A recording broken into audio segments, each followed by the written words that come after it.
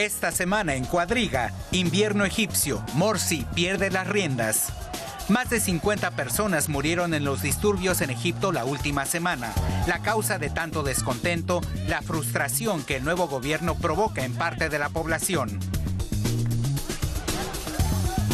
El presidente Morsi se enfrenta a sus críticos. La jefatura de las Fuerzas Armadas avisó que el Estado podría colapsarse, mientras que la oposición exige un nuevo gobierno y cambios en la Constitución. El miércoles, Morsi visitó Berlín con el objetivo de recabar apoyo financiero y mostrar sus credenciales democráticas ante Europa. La canciller Merkel lo instó a abrir el diálogo con todas las fuerzas políticas. Pero con la economía egipcia hundida, estabilizar el país será aún más difícil. Esta semana con ustedes, Úrsula Moreno. Hola, ¿qué tal? ¿Cómo están? Les doy la más cordial bienvenida a Cuadriga. La violencia en Egipto no cesa, el toque de queda, el estado de emergencia, solo parecen empeorar las cosas y el país está cada vez más dividido entre los que apoyan a Morsi y el resto. ¿Es quizás un gobierno de unidad nacional la única salida para esta frágil democracia? ¿Qué es lo que tiene que hacer Mohamed Morsi en estos momentos para estabilizar el país? O mejor dicho, ¿qué es lo que no tiene que hacer? De todo ello me gustaría hablar hoy con mis tres invitados que paso a presentarles. Bernd Pickert es politólogo, trabaja para la sección internacional del diario berlinés Die Tageszeitung, está especializado en Estados Unidos, América Latina y en derechos humanos. Stefano Casertano, profesor de Política Internacional en la Universidad de Potsdam, fue asesor de Asuntos Internacionales para el Ministerio Italiano de Desarrollo Económico. Ha publicado varios artículos en The European sobre Egipto y la primavera árabe. Y Antje Pauwels, periodista y politóloga especializada en el Islam y en Oriente Medio, trabajó para varios diarios, entre otros el Monde Diplomatique. Viaja seguido a Turquía, Oriente Medio, Magreb y Asia Central, desde donde informa para distintos medios alemanes. Bienvenidos a los tres. Una espiral de violencia ya desde hace 2 años que se ha acentuado en estas últimas semanas cuando se celebra el segundo aniversario de ese inicio de la revolución.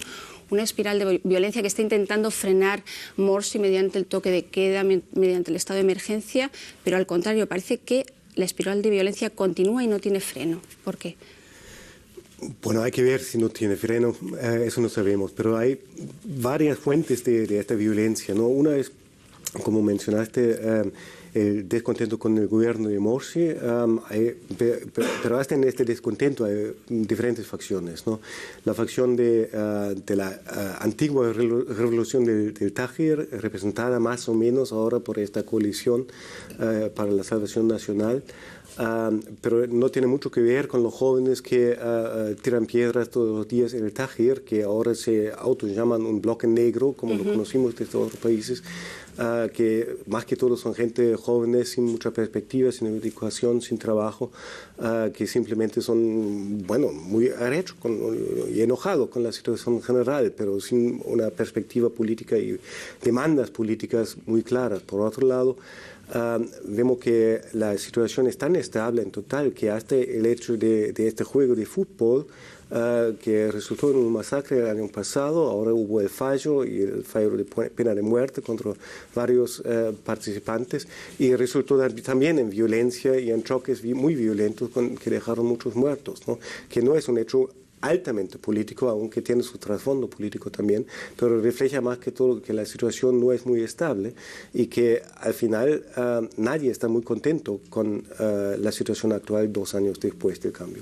Enseguida entramos en la situación económica, en la situación política, en esas razones para que toda esa gente salga a la calle, pero me gustaría preguntar a Antje, porque es quien ha estado más recientemente en Egipto, sobre esas declaraciones que ha hecho el ministro de Defensa. Egipto, el país se encuentra al borde del colapso, ha dicho, es decir, que se encuentra en un proceso casi de desintegración. ¿Te parece exagerado? ¿Cómo lo has vivido tú? ¿Está tan polarizado el país en estos momentos? Sí, está muy polarizado.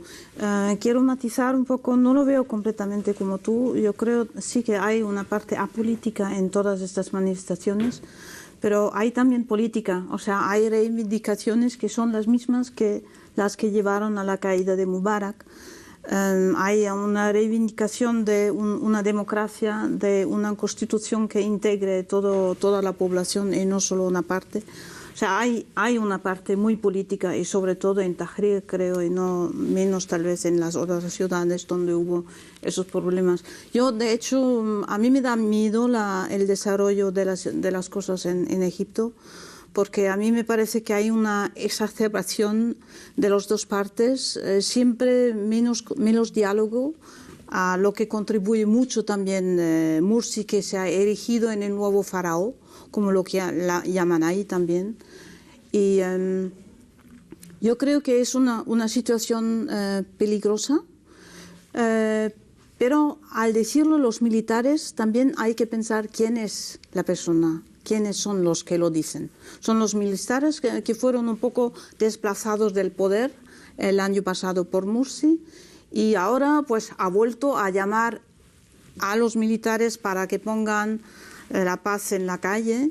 O sea, están reasumiendo un cierto poder y yo creo que si un jefe militar dice una cosa así, quiere decir también por debajo, si no intervenimos nosotros, puede que explote el país. O sea, es también una cosa decir, bueno, aquí estamos nosotros, ya hace falta. Ajá. ¿Estás de acuerdo con el poder del ejército que están reasumiendo? Sí, totalmente. Cedieron el poder, de alguna manera, ese poder que tenían desde el 52, y ahora, sin embargo, parece que están llamando la atención, ¿no? Como está diciendo antes. Es una tendencia que está muy parecida a la tendencia turca, porque la revolución se desarrolló en un contexto sin instituciones estables, instituciones democráticas estables. Y así la situación actual académicamente se podría definir pretorianismo. Los grupos más fuertes intentan ganar y polarizar el poder. Y es un concepto democrático, según el cual el gobierno es un gobierno de la mayoría, no es un gobierno en el nombre de toda la población. Y esto es la percepción de las personas que salieron a la calle en los días pasados. Y, en mi opinión, los militares ahora están ganando tiempo porque quieren demostrar que tienen el poder de controlar la situación de la seguridad del país.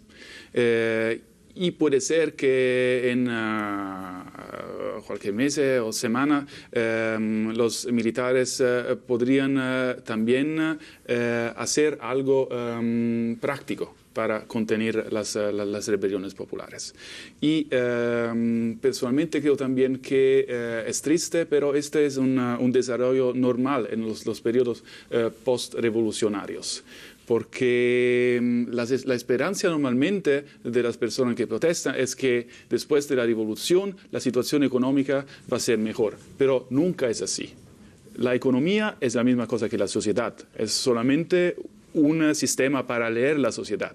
Y si la gente protesta y hace una revolución contra la estructura social, es también una protesta contra la estructura económica. Y en el primer tiempo no va a funcionar, no va a marchar. Y por esto la situación va a ser peor, va a peorar en los próximos meses. Va a empeorar en los próximos meses. Peorar en los próximos meses. Ajá. Es decir, las palabras que escuchábamos esta semana de Morsi en Berlín cuando decía que Egipto será un Estado de derecho, un Estado civil que no sea militar ni teocrático, ¿crees que mantendrá la promesa o como está diciendo aquí Stefano, en absoluto? Sobre todo, ¿le dejarán o no le dejarán los hermanos musulmanes integrar a todas esas corrientes sociales que están protestando en la calle? Eso es difícil de contestar, porque por un lado uno puede creer que eso es la perspectiva y la visión política de Mursi o no. Pero la verdad es que la única estructura estable que funciona y que sigue funcionando son los militares y las fuerzas de seguridad. Y esos son justamente representantes del Estado de Derecho, sino que eran representantes de la opresión por tantos años, por tantas décadas, ¿no? Entonces, coincido mucho con lo que dijiste, que es un proceso que vimos en muchas situaciones revolucionarias o en muchas transiciones, incluso en América Latina, después de que las dictaduras se abrieron a las democracias, pero los militares seguían intactos. También jugaron este mismo papel en el momento que hubo, disturbios, estas cosas. La única fuerza que puede decir con toda la autoridad, aquí estamos para garantizar la estabilidad y de esta manera otra vez lanzarse como el gran garante de la estabilidad nacional son los militares, ¿no? Y eso es un peligro de siempre. Y en esto estamos un poco en Egipto en este momento. Además, que los militares mismos en lo que es lo económico y social juegan un papel en Egipto. Controlan como 15% de toda la economía del país, en una cierta economía de sombras, diría yo, a veces abierto, a veces no tan abierto. Así que juegan un papel sumamente importante, ¿no? Y como no hay una tradición de Estado de Derecho, de democracia, de alternancia de poder cada elección, ¿no? Sin que el partido que pierda piensa que se acabe el mundo, sino que acepta un nuevo rol en la oposición. No hay esta experiencia, ¿no? En los últimos años no había, nunca. Y sabemos en todas las sociedades que eso necesita algún tiempo, ¿no? Para que eso sea un proceso tranquilo, civilizado, respetando los derechos del otro lado, respetando el pensamiento de las minorías. ¿Cómo podría ser que en Egipto eso de un día a otro, eso sería una nueva normalidad? No lo veo, ¿no? Así que coincido con que es normal, pero también que es un gran peligro, porque no es estable. Hay muchas fuerzas que son que tienen tanto odio ahora al otro lado que eso puede explotar. Y si el militar es el único garante, eso no me satisface mucho y no me llena de mucha esperanza tampoco, ¿no? Además, ahí habría que hablar un poco aclarar un poco lo que es el ejército en Egipto, que es el ejército más poderoso, si no me equivoco, del mundo árabe, que recibe subsidios directamente de Estados Unidos, tiene un gran poder económico y está realmente es una institución más, ¿no? En Egipto. Pero Anchi, ¿tú querías decir algo al respecto? Sí, yo quería decir, yo estoy de acuerdo con lo que decís, que desde luego después de una revolución siempre hay un periodo de caos, el tiempo que las instituciones políticas se creen, adquieran una cierta estabilidad.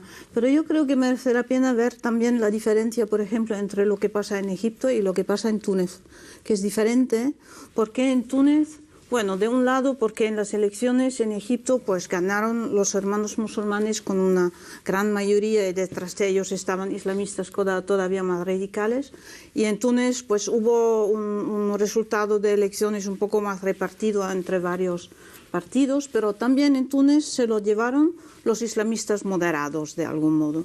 Y la diferencia para mí entre Túnez y Egipto es que en Túnez intentan todavía integrar más todo el abanico de partidos políticos y también tener más en cuenta de la sociedad civil. O sea, por eso en Túnez no tenemos esos enfrentamientos violentos. Hay también cosas de estas, pero a una escala mucho más pequeña. También esto se puede ver sobre todo en el proceso de llevar a una nueva constitución, que en Túnez están discutiendo y discutiendo y discutiendo. Hay un gran debate político público a la que todos los que tienen algo que decir, la sociedad civil, los intelectuales participan.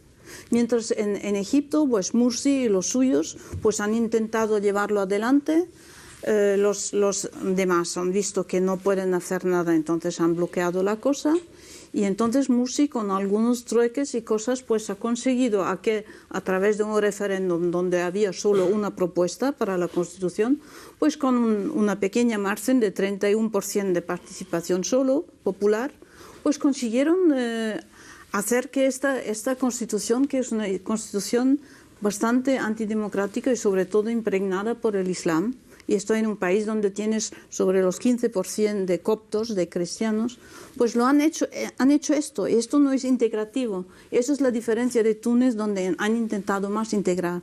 O sea, incluso cuando hay revoluciones, y que puede haber un caos, pero el tamaño del caos depende también de la capacidad integrativa o de la voluntad integrativa de los que están en el poder. Y Mursi ahí como una apisonadora. Creo que es ¿sí? Las tendencias, esta tendencia polarizante se desarrollaron antes de la revolución. Si vamos a ver la situación de los cristianos en Egipto, de los coptos en particular.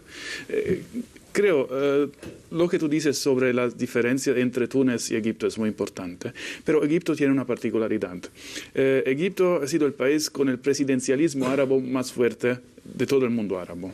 Los dos conceptos principales de gobierno, el arabismo y después el islamismo, Satia Al-Usli y Al-Banna, desarrollaron sus teorías en Egipto. Porque el Egipto es el más europeo de los países árabes. Son conceptos políticos. ¿Egipto? El Egipto es el más europeo de los países árabes, porque los conceptos políticos de arabismo e islamismo tienen una forma europea como concepto para gobernar los países y tienen contenido local. Por eso, en mi opinión, el islamismo contemporáneo, la última evolución del islamismo de Morsi, es una evolución del arabismo precedente, con contenidos más religiosos, con contenidos más junto a la cultura local. Lo que ahora encontramos es el problema que los primeros críticos del islamismo ya evidenciaron hace 80 años. El problema es que el islamismo no puede ser un concepto político general, global, que puede incluir todos, porque hay diferencias culturales entre Islam, como sabemos. Y el tentativo arabista fue un tentativo de introducir un concepto político más general, que no consideraba todas las diferencias religiosas y culturales locales. Y ahora, en su desarrollo práctico, el islamismo va a encontrar estos problemas. Y personalmente no sé cómo puede resolverlos. Desarrollo práctico que se está traduciendo en esa constitución que precisamente la oposición está intentando. Una de las cosas que demanda ese Frente Nacional opositor del que hablabas ya antes, el Frente Nacional de Salvación, Baradei y el resto de los líderes opositores, exige precisamente que se revisen esos tintes islámicos de la Constitución y que se hable de un gobierno de unidad nacional, ¿no? Eso es lo que exige esa oposición y a lo que de momento Morsi no accede, ¿no?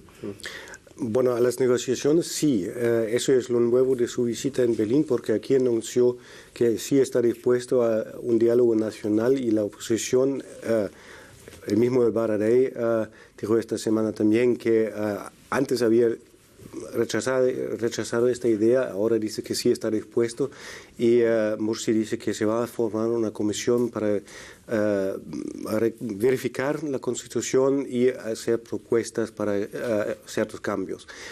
Si eso se va a dar y si eso va a satisfacer todas las críticas, no sabemos todavía, pero por lo menos obviamente estamos en un proceso de que ambos lados se dan cuenta que el camino de la polarización no lleva a ningún lado, a los dos, ¿no? Y que tienen que buscar alguna forma de diálogo para calmar, para estabilizar un poco el país, porque estas noticias que vemos, las imágenes que vimos ahora en el inicio de la emisión, son tan dañosos para Egipto. Si hablamos del turismo, que es una de las fuentes de ingreso más fuertes, turistas no va a un país que produce estas imágenes todos los días. Entonces, para todos hay una necesidad de calmar un poco. A mí me parece que lo que falta en este momento son gente que realmente vive desde su personalidad, de su concepto político y con un cierto poder, gente joven. Este concepto democrático, realmente democrático, el espíritu inicial de Tahrir, que era democrático en cuanto a derechos de mujeres, incluyendo a todos los grupos, este espíritu se ha perdido un poco en el escenario político. Una oposición que dice que Morsi no sigue nuestra propuesta, boicoteamos las elecciones, no ayuda mucho. Morsi que se impone de la manera como lo hizo en noviembre con sus decretos, no ayuda tampoco, ¿no? Pero no veo líderes de importancia nacional o de gran transferencia que vivan este espíritu inicial, ¿no? Pero eso es lo que falta. Y aquí volvemos un poco a lo que decía antes Anche, ¿no? Esos dos lados, esa oposición. Mi pregunta, yo creo que es la que se hacen muchos espectadores, es esa gente que está en la calle y esos líderes del Frente Nacional, ¿realmente la gente que está en la calle se siente representada? Esa que ha hecho la revolución, y dice, esa revolución que tanto nos ha costado y que es nuestra, ¿se siente representada realmente por Baradei y por sus demandas? Y hablabas, por ejemplo, del bloque negro, de manifestantes radicales que consideran que la posición política es demasiado suave. No se sienten en absoluto identificados con esos líderes. Por tanto, esas dos partes que están dialogando, ¿son realmente las dos partes representativas de Egipto o no? Bueno, a mí me parece difícil decir quién es representativo para Egipto. O sea, Egipto es un país muy religioso y por eso yo creo que en este sentido sí que los hermanos musulmanes y también los islamistas de El Nur son representativos para Egipto. Ahora, si hablas con la gente en la calle, es que te dicen, bueno, sí, esos son buenos. O sea, antes te decían, bueno, esos son buenos porque hablan en nombre del Islam y entonces deben de ser buenos porque tienen los valores justos. De otro lado, te dicen, ahora que la tensión aumenta, te dicen, bueno, es que esta gente se ha quedado, muchos de ellos estuvieron en el exilio, estuvieron en la cárcel, no tienen ni la menor idea de lo que hacen, no tienen idea de economía, no tienen idea de política, no saben hacer nada. Entonces es un poco esto, yo creo que solo una ínfima parte de los que protestaron en Tahrir lo hicieron por la democracia. Yo creo que la mayoría lo hacía porque sentían el país económicamente anquilosado y querían que hubiera una apertura y esa no la ven. Desde luego hay una expectación exagerada, lo mismo pasa en Túnez, de resto, que la gente piensa después de unos meses, pues tenemos un gobierno, pues ¿cómo es que mi situación no cambia? Ahora en Egipto hay mucho más pobreza todavía que en Túnez. Entonces la gente dice, bueno, llevamos dos años después de la revolución y nuestra situación no ha cambiado. ¿Cómo es que el gobierno no ha creado puestos de trabajo?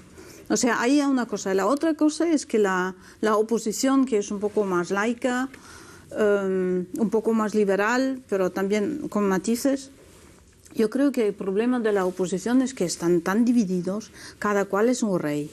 Cada cual quiere mantener ahí su reino y que los demás se sumen. Y bueno, si los demás no se quieren sumar, pues nada, estamos ahí con un montón de pequeños partidos que no tienen ningunísima importancia, que nadie conoce, o que tienen, como el caso de Amr Musa, que era antes el Ministerio de que era Defensa, creo, que dicen, bueno, ese es del régimen anterior.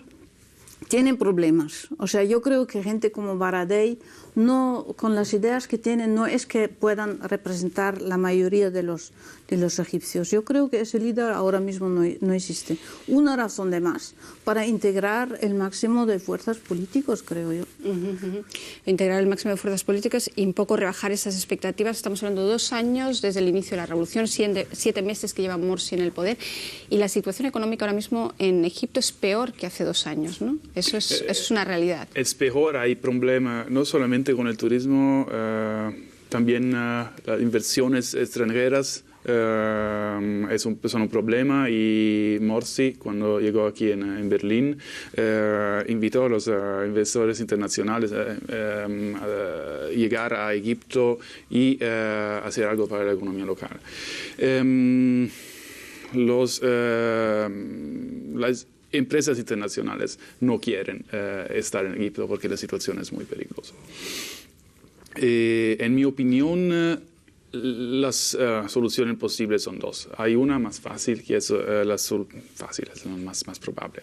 Es la solución de una dictadura islámica con el contributo de los militares para controlar la situación de seguridad.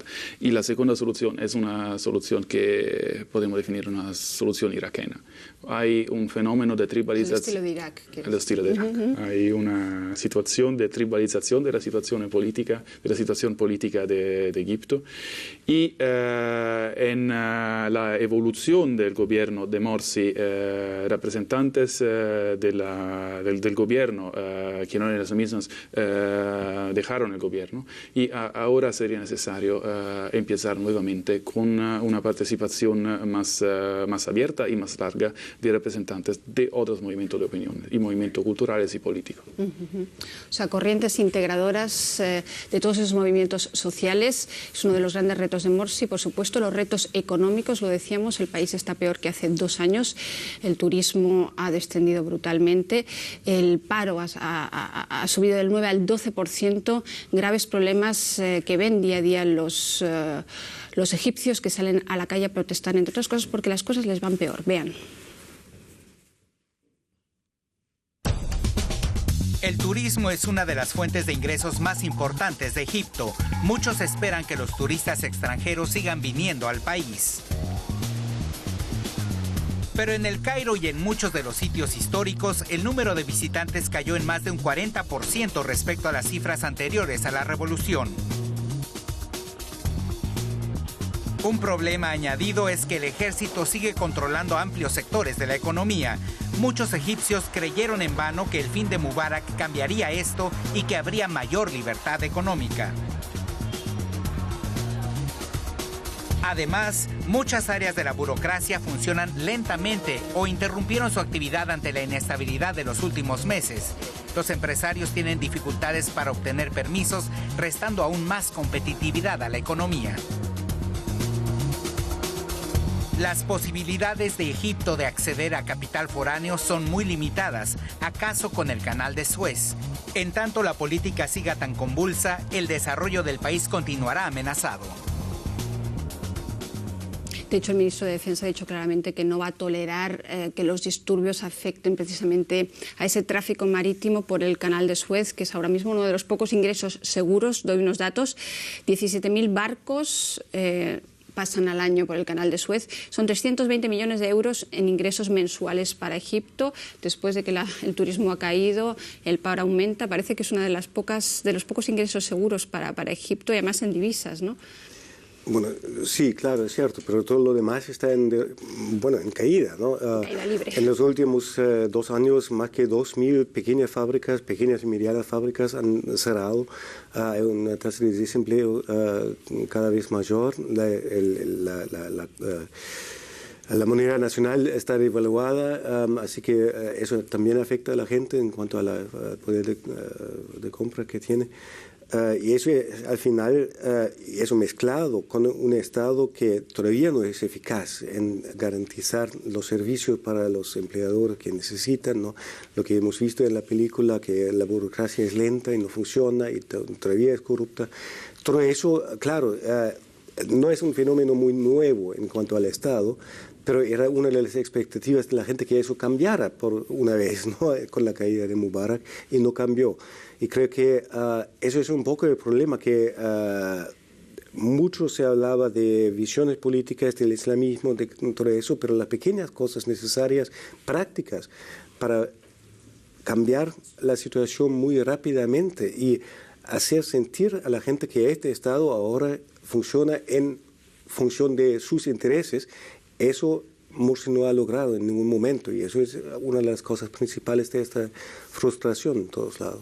Ángel, ¿cómo lo has vivido tú en las calles? ¿Crees que si la situación económica fuera algo mejor, si a la gente le fuera mejor, quizás no le darían tanta importancia a ese corte islamista de la Constitución, si en general a ellos les fueran las cosas mejores, es decir, tuvieran trabajo y los alimentos no hubieran subido enormemente de precio, por ejemplo? Bueno, yo he visto a lo largo del año pasado que la gente decía, por ejemplo, los taxistas decían, pues ahora hay más turistas que el año pasado. El primer año después de la revolución hubo una bajada muy fuerte y luego empezaron a sentir que la cosa estaba recuperando turismo, más gente en el Museo Egipcio y todo esto, pero luego con el panorama que hay ahora, ya el gobierno alemán ha aconsejado a los ciudadanos alemanes de dejar de ir al Museo Egipcio porque es peligroso. O sea, esto desde luego es una cosa que está en desfavor de la economía, y la gente lo siente. Yo, por ejemplo, estuve hablando un periodo con gente y me decían, pues que le dejen en paz, que trabaje un poco tranquilamente este Morsi, es que no, siempre le están machacando, pero déjenle que haga algo, ¿no? Pero luego, después de los decretos en noviembre, que él se asumió un poco el papel de nuevo faraón, en un principio la gente estaba así calladita, y luego a los 2 días sentí que había un cambio de ambiente, y la gente empezaba a decir, pues esto no va. Con esto no estamos de acuerdo, para eso no hicimos la revolución, con eso no vamos a diga, gente normal, no la gente ahí, no los intelectuales, no la oposición, la gente de a pie. Y eso me pareció muy interesante, porque esta era gente que normalmente estaba en favor, más bien que decía, bueno, vamos a ver.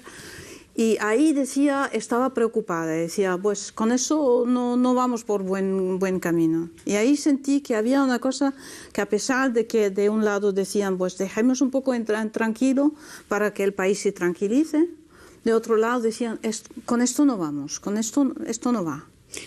críticas cada vez más generalizadas. De hecho, hemos visto manifestaciones esta semana en Berlín en contra de Morsi, de su gobierno. Precisamente esa visita de Morsi a Alemania ha sido la primera visita que ha hecho Europa, la ha hecho a Alemania porque es el tercer socio comercial que tiene, es muy importante. Y también porque quería dar quizás la imagen de presidente democrático, pro-occidental, un poco alejarse de esa visión tan islamista que están difundiendo los medios. ¿Qué balance harías de esa visita de Morsi a Berlín, el encuentro que ha tenido con Merkel? Sobre los aspectos democráticos de Morsi, tenemos que decir, todos tienen una parte, todos tienen un personaje. El personaje internacional de Morsi es democrático. El problema es que la democracia no es una tendencia normal, natural, después de una revolución. Es algo que un sistema económico y social, y naturalmente político, tiene que conseguir. Y hay también la necesidad de alguien, de una persona, de un líder, de un grupo, que introducen el nuevo concepto democrático. En este caso, el problema de Morsi es que la experiencia política de Egipto, que lo aceptamos o menos, es una experiencia de dictadura, es una experiencia presidencialista y arabista. Y las referencias políticas es la referencia de Mubarak y antes de Sadat y antes de Nasser. Y un sistema muy complejo, así complejo como Egipto, no puede olvidar 80, 60 años de experiencia de este tipo y en 6, 7 meses volverse en una democracia. Y todas las opciones están abiertas. Y los otros países tienen que hacer es soportar a Morsi, pero como ha dicho Angela Merkel, van a soportar si reformas verdaderas van a ser introducidas. Reformas democráticas, ¿no? En esa línea ha ido también el ministro de Asuntos Exteriores, Guido Westerwelle, que ha dicho claramente hay que darle más tiempo a la revolución, hay que tener paciencia, hay que dialogar, ¿no? Claramente el mensaje de, quizás yo diría que la canciller ha sido un poco más dura cuando ha dicho, ha condicionado claramente la ayuda para Egipto a avances democráticos, pero Guido Westerwelle ha sido como mucho más cauteloso y un poco diciendo, démosle tiempo, que la revolución no ha hecho más que comenzar. Bueno, creo que el gobierno alemán, como todos los gobiernos de Occidente, incluyendo los Estados Unidos, tiene bastantes razones para ser un poco cauteloso, ¿no? Porque al final apoyamos al régimen de Mubarak por 30 años, financiándolo en conversiones económicas, con la venta de armas, gozando de la estabilidad que garantizaba este régimen en la región. Y entonces, ¿qué credenciales tiene el Occidente para decir a Morsi ahora tienes que? Ningunas, ¿no? Entonces, si uno no quiere romper relaciones, y para nosotros creo que para Alemania una estabilidad, buscando formas en Egipto y manteniendo un cierto nivel de influencia es muy importante. Entonces, para mantener este tipo de influencia y contacto tenemos que ser un poco con calma, ¿no? Porque al final sería muy fácil para rechazar un nuevo colonialismo, qué sé yo, ¿no? Que sería popular, incluso me parece, tal vez no en el aspecto económico, porque ellos saben que dependen de la inversión extranjera, del turismo y todo eso, pero en cuanto a la política, a la visión y a la autoestimación nacional, el Occidente no tiene credenciales para decirles que tienen que hacer esto y esto y esto, ¿no? Hay que buscar caminos como influenciar y hay que de alguna manera aclarar que vamos a buscar caminos en favor de democracia, en favor de derechos humanos, pero después de esta historia que Alemania y el Occidente tiene con Mubarak, no tenemos legitimidad para decir mucho a Morsi. ¿Estás de acuerdo que no hay autoridad moral, que sencillamente hay que andar con mucha cautela? Todos llaman al diálogo, ¿no? La ONU llama al diálogo, la canciller Merkel llama al diálogo, es decir, sí, dialoga, pero nosotros de momento te apoyamos. Bueno, yo no sé si son los credenciales morales, porque Europa muchas veces se lo pasa por el forro de las narices, la moral. O sea, que por una vez somos éticos, no lo sé. Yo creo que no hay otro. O sea, hay Morsi y no hay nadie más. Detrás de Morsi hay los gentes barbudos de El Nur, de los islamistas radicales, y aparte de eso, Hay los líderes occidentalizados de algún modo, el Baradei, Amr Moussa, que como dije antes, pues no son representativos. Entonces, o hablas con ese o no hablas con nadie, o sea, entonces mejor hablar con este. Yo creo que es puro pragmatismo, ¿eh? Yo creo que eso de la ética en política lo dudo mucho. Y quizás también un poco de miedo a lo que pueda venir después, si no es Morsi ¿quién? También hay un poco de miedo por parte de los gobiernos occidentales. Sí, ese es un problema. El problema principal es que los estados árabes, la mayoría de los estados árabes ha sido creados para los occidentales.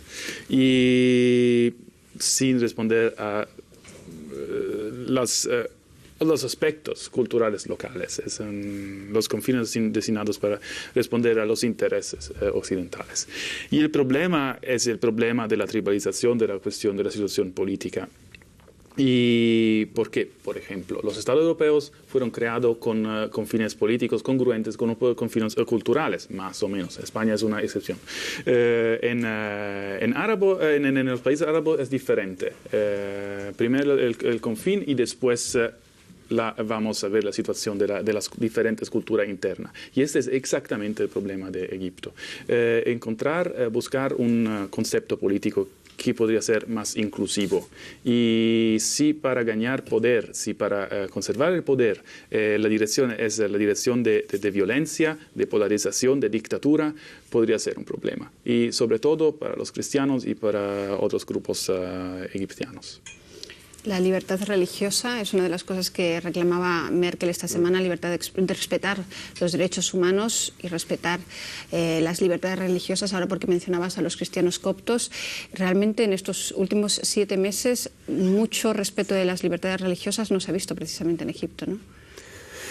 Es un conflicto ahora, claro, o ha sido un conflicto antes incluso, pero a mí me parece que depende siempre del nivel de comparación, ¿no? Pero si lo compara, digamos, con Siria en este momento, ya en Siria todavía involucrado en una guerra brutal, pero ya cualquier grupo se siente más que grupo, los suníes, los chiíes, los demás, que como sirio, ¿no?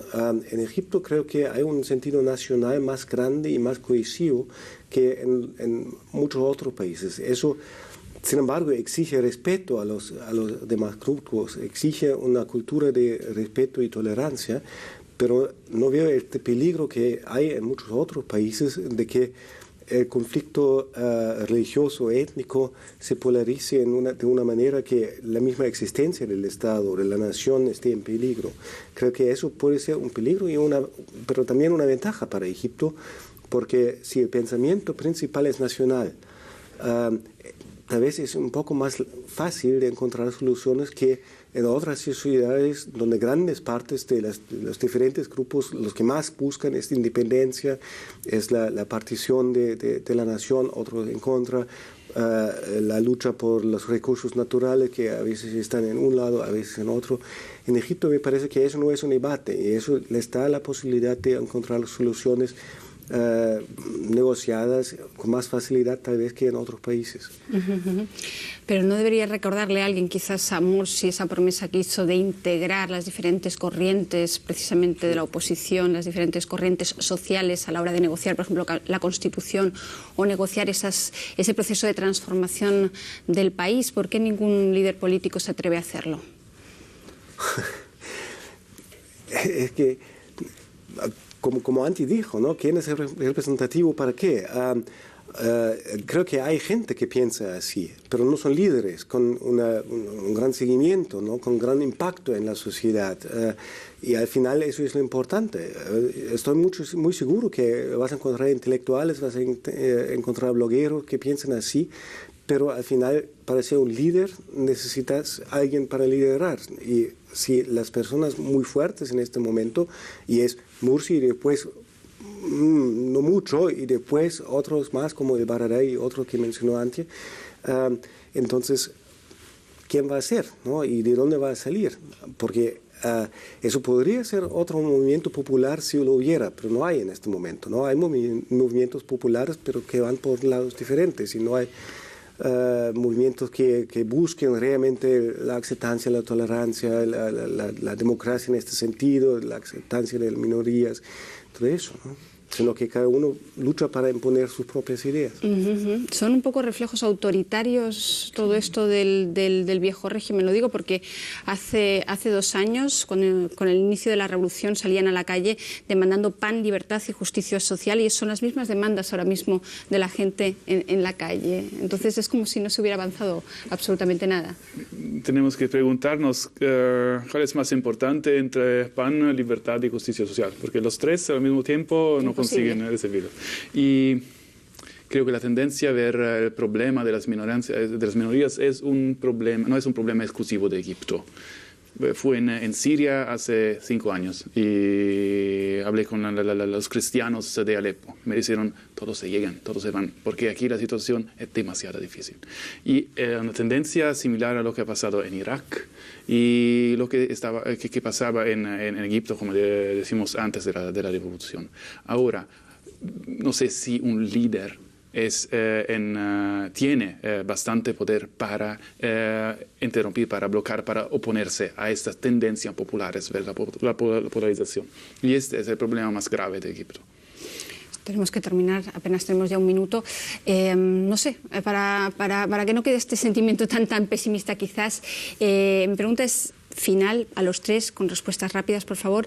¿Están desencantados los egipcios con el resultado de su revolución, o es todavía que están en plena revolución y algunos lo ven como tal? Es decir, miran hacia adelante. Yo creo que las dos están decepcionados, pero yo creo que a pesar de esto han vivido la revolución y piensan que pueden hacer más. Yo creo que es esto. Algo positivo. Creo que están en un proceso, pero hay un peligro grande que dentro de poco eso va a ser una nueva revolución por pan, no por el resto, si el empobrecimiento de la sociedad continúe en la misma manera como en los últimos 2 años, y eso puede ser muy peligroso. Mira, súper bien. Egipto va a ser una dictadura islamista y militar entre 1 o 2 años, creo. Terminamos con el más pesimista de los 3, con Stefano. Gracias por seguirnos y nos vemos la próxima semana. Hasta la próxima.